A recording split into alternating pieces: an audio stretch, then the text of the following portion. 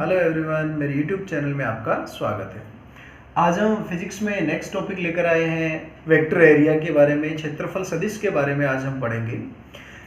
जैसे हमने मैथ्स में पढ़ा है कि क्षेत्रफल को हम मुख्यतः अदिश राशि मानते हैं, लेकिन जैसे ही हम फिजिक्स में क्षेत्रफल की बात करते हैं तो क्षेत्रफल को एक सदिश राशि माना जाता है।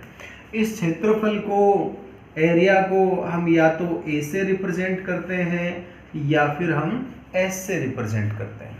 इसकी डायरेक्शन की अगर हम बात करें, इस प्रकार से अपने पास कोई भी एक प्लेट है तो डायरेक्शन होगी, या ये जो सरफेस आपने लिया है इस सरफेस के परपेंडिकुलर, यूं अगर सरफेस है इसके परपेंडिकुलर आउटसाइड बाहर की ओर, सरफेस के लंबवत बाहर की ओर क्षेत्रफल की दिशा होती है। ये तो मान लो कोई भी एक आयताकार या वर्गाकार प्लेन पट्टिका है तो इसके लिए तो दिशा बिल्कुल हम बाहर की ओर यूं बना देंगे। अगर इस प्रकार का कोई गोला होता और गोले के लिए हम बात करें तो गोले के लिए भी जैसे एक छोटा सा यहाँ अल्पांश लें तो अल्पांश के लिए दिशा यू बनानी है।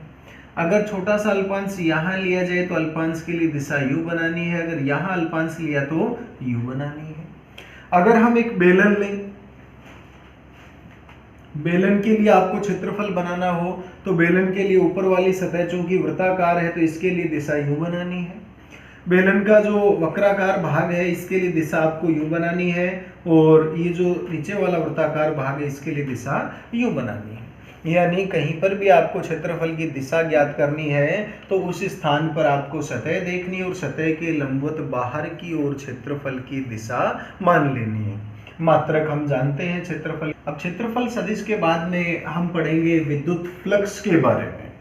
तो जैसे एक छोटा सा हम एग्जाम्पल लें, किसी भी एक दिशा में मान लो इस प्रकार से पानी प्रवाहित हो रहा है, ये पानी प्रवाह हो रहा है, इसको हम मान लेते हैं W। पानी की धाराएं इस प्रकार से प्रवाहित हो रही हैं। अब इसमें हम कोई भी एक क्षेत्रफल रखें, जैसे यूं मान लो ये कोई क्षेत्रफल है, इसको हमने यूं रख दिया और धीरे धीरे इसका कोण हम चेंज करें तो इस पूरे क्षेत्रफल से गुजरने वाला जो पानी है, जैसे ये यूं होगा तो पानी की मात्रा कम होगी, बिल्कुल इस प्रकार से हो जाएगा तो पानी इसमें से गुजरना बिल्कुल ही बंद हो जाएगा। अर्थात इसके अंदर कोई भी हमने एक क्षेत्रफल माना, ये कोई क्षेत्रफल एस मान लिया, क्षेत्रफल की दिशा की बात करें, दिशा इस प्रकार से होगी। जैसे ही हम ये कोण बदलेंगे, कोण कौन सा, पानी की जो धाराएं बह रही हैं और क्षेत्रफल सदिश है इनके मध्य का कोण, जैसे ही हम कोण बदलेंगे तो इससे गुजरने वाले पानी की मात्रा में कमी आएगी। अब यहाँ हम कहें कि इससे जो भी पानी गुजर रहा है उसकी हम बात करें तो इसको अगर हम पानी का फ्लक्स कहें तो यूं हम कह देंगे पानी गुणा में आपको क्षेत्रफल लिख देना है। क्षेत्रफल भी कौन सा, जो लंबवत जिस भाग से ये गुजर रहा है, यानी ये भाग का मतलब है इस प्रकार से क्षेत्रफल होना चाहिए। इस प्रकार के क्षेत्रफल का मतलब इस क्षेत्रफल का आपको पानी की दिशा में घटक लेना है। और ये एस है, ये थीटा है, तो पानी की दिशा में घटक होगा एस कोस थीटा। तो यहाँ से लिख देंगे डब्ल्यू एस कोस थीटा। इसे हम पानी का फ्लक्स कह सकते हैं। अब इसके जैसा ही हम विद्युत फ्लक्स की बात करें तो जहाँ हमने पानी मान लिया है उस पानी की जगह पर कोई समरूप वैद्युत क्षेत्र या कोई वैद्युत क्षेत्र मान लेना है। वैद्युत क्षेत्र की तीव्रता को हम कह देते हैं E। इस वैद्युत क्षेत्र में भी कोई इस प्रकार से हम मान लें, ये कोई भी एक क्षेत्रफल रखा हुआ है, कोई भी एक रिंग रखी हुई है। इसके क्षेत्रफल की दिशा की बात करें, क्षेत्रफल की दिशा सतह के लंबवत इस प्रकार से होगी। ई की दिशा आपने यूं बनाई है, दोनों के बीच में कोण हम कह देंगे थीटा। तो यहाँ विद्युत क्षेत्र के लिए फ्लक्स आपको ज्ञात करना है तो हम कहेंगे फाई बराबर ई गुणा में एस, और एस का भी कौन सा घटक, यही इधर वाला, यहाँ से यहाँ तक जैसा आपने पानी के लिए बनाया है तो इस एस का इधर वाला आपको घटक लेना है एस कोस थीटा। तो यहाँ लिख देंगे ई गुणा में एस कोस थीटा, अर्थात विद्युत फ्लक्स फाई बराबर ई एस कोस थीटा।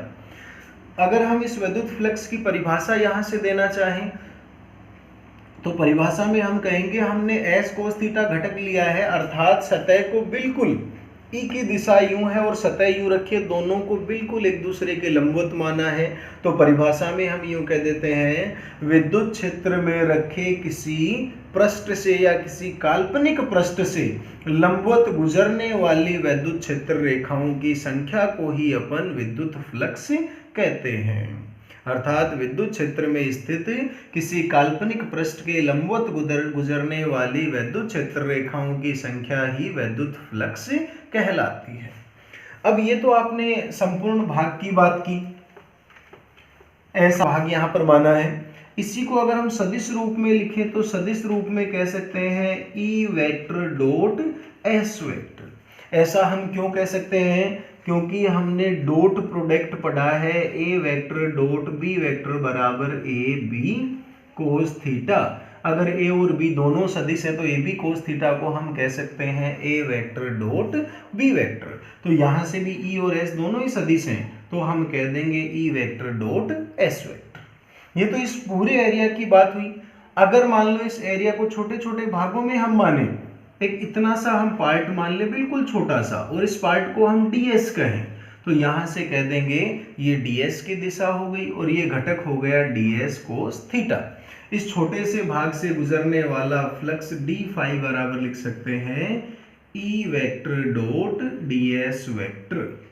और संपूर्ण भाग से गुजरने वाले फ्लक्स की बात करें तो दोनों पक्षों का समाकलन करेंगे, तो फाई बराबर E vector dot ds vector यूं कह सकते हैं। अगर किसी बंद पृष्ठ की बात करनी है तो यहाँ पर समाकलन में आपको ऐसे लिख देना उस पृष्ठ के लिए, या अगर यूं हम नहीं लिखना चाहें तो बंद पृष्ठ के लिए हम इस प्रकार से भी लिख दें तो भी ये बंद समाकलन को व्यक्त करता है।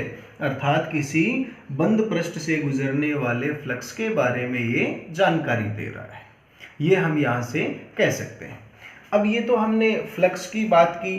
अगर पूरे भाग के लिए कहें तो फाई बराबर E vector dot S vector, या फिर अल्पांश भाग के लिए कहें तो E vector dot ds vector, और संपूर्ण भाग की बात करें तो समाकलन के द्वारा ज्ञात करें। अब हम अलग अलग स्थितियों की बात करें, जैसे एक बार हम मान लेते हैं थीटा 0 है, एक बार हम मान ले थीटा 90 है, और एक बार हम मान ले थीटा है 180।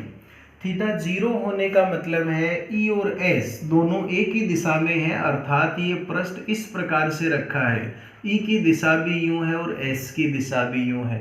और हम जानते हैं कोस 0 की वैल्यू 1, तो फाई बराबर हम लिख देंगे ई गुणा में एस। दूसरी स्थिति की हम बात करें, जब थीटा है 90 डिग्री, 90 होने का मतलब है ये जो पृष्ठ है ये यहाँ से इस प्रकार से रखा है, ई की दिशा तो यूं है और क्षेत्रफल की दिशा इधर है, इस प्रकार से रखा है। इस प्रकार से रखा है तो थीटा होगा 90 डिग्री और कोस 90 की वैल्यू होती है 0, तो फाई बराबर हम कह देंगे 0। चित्र से भी हम समझ सकते हैं, अगर ये पृष्ठ बिल्कुल यूं रख दिया जाए तो इसमें से कोई भी विद्युत क्षेत्र रेखा नहीं गुजरेगी। अगर 180 है, 180 होने का मतलब यूं, क्षेत्रफल की दिशा इधर है और ई की दिशा इस तरफ है, तो कोस 180 की वैल्यू होती है -1, तो यहाँ पर लिख देंगे -e गुणा में s। अब यहाँ देखिए, अगर पृष्ठ की क्षेत्रफल की दिशा आपने यूं मानी है, यहाँ से यूं हम दोबारा से एक चित्र बनाएं, अगर ई की दिशा ये है और एस की दिशा आपने यूं मानी है, यानी इसमें से वैद्युत क्षेत्र रेखा या फ्लक्स निर्गत हो रहा है, तो ये जो आपने माना है ये हम कहेंगे निर्गत फ्लक्स।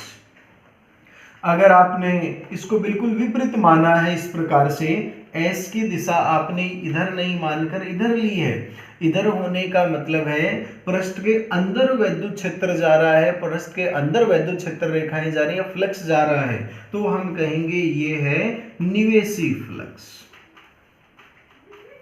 ये हम कह सकते हैं। अगर हम कुल फ्लक्स की बात करें तो किसी भी पृष्ठ से गुजरने वाला कुल फ्लक्स इस निर्गत और निवेशी के योग के बराबर होगा।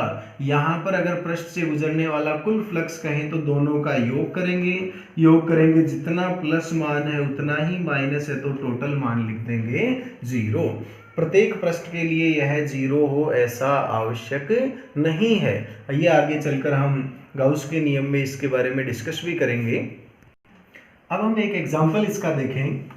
एग्जाम्पल एक बिल्कुल आसान सा हम लें, हम विद्युत क्षेत्र मान लेते हैं, हम ले लेते हैं कोई भी एग्जाम्पल है जिसमें आपको विद्युत क्षेत्र दिया हुआ है 100 न्यूटन प्रति कूलम और यूं कह दिया जाए इस विद्युत क्षेत्र में कोई 2 मीटर भुजा की कोई वर्गाकार प्लेट रखी हुई है।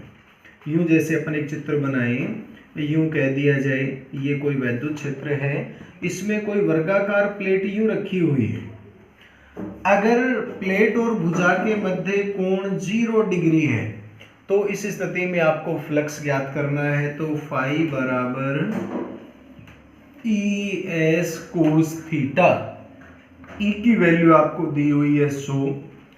एस की अगर हम बात करें तो यहां पर वर्ग की भुजा दे दी गई, तो वर्ग का क्षेत्रफल होगा भुजा स्क्वायर यानी 2 का स्क्वायर और लिख देना है कोस 0 का मान होगा 1, तो बराबर में आपको लिख देना है 400। मात्रक अगर लिखें तो ई का मात्रक तो न्यूटन प्रति कूलाम लिखना है और क्षेत्रफल का मीटर स्क्वायर, तो इसका ऐसा ही मात्रक होगा न्यूटन प्रति कूलाम गुणा में मीटर स्क्वायर या न्यूटन मीटर स्क्वायर प्रति कूलाम, ऐसा भी हम कह सकते हैं।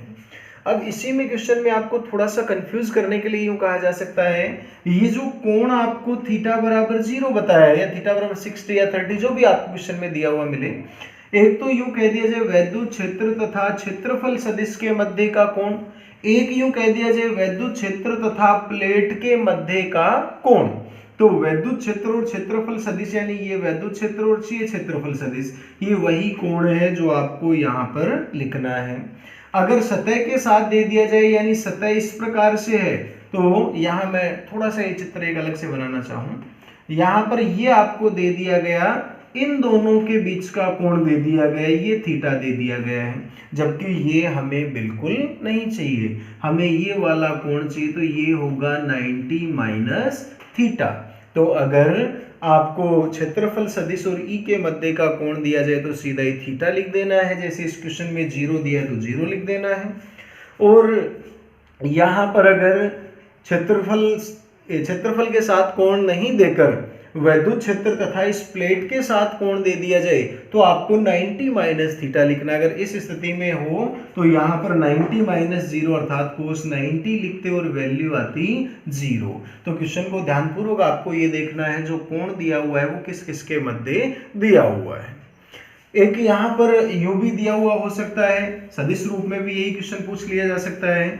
जैसे यूं कह दिया जाए किसी भी स्थान पर ई का जो मान है वो इस प्रकार से हम कह दें, ये ई की वैल्यू दी हुई है न्यूटन प्रति कूलम, और कहीं पर कोई क्षेत्रफल सदिश है, क्षेत्रफल सदिश आपको कह दिया जाए आई कैप प्लस में जे कैप मीटर स्क्वायर, तो आपको निर्गत विद्युत फ्लक्स का मान ज्ञात करना हो तो फाई बराबर सदिश रूप में पड़ा है E vector dot S vector.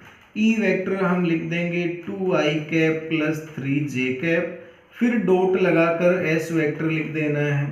अब डॉट प्रोडक्ट है, हम जानते हैं i को तो i से गुणा करना और j को j से, तो यहाँ पर इन दोनों को गुणा करेंगे तो 2i cap dot i cap, यहाँ इनको गुणा करें तो 3j cap dot j cap, i cap को i से और j कैप को j कैप से डॉट प्रोडक्ट करेंगे तो वैल्यू 1 आएगी, तो लिख देंगे 2 प्लस में 3 बराबर 5 न्यूटन प्रति कूलाम और गुणा में लिख देना है मीटर स्क्वायर। इस प्रकार से आपको फ्लक्स से संबंधित क्वेश्चन हल करके लिखने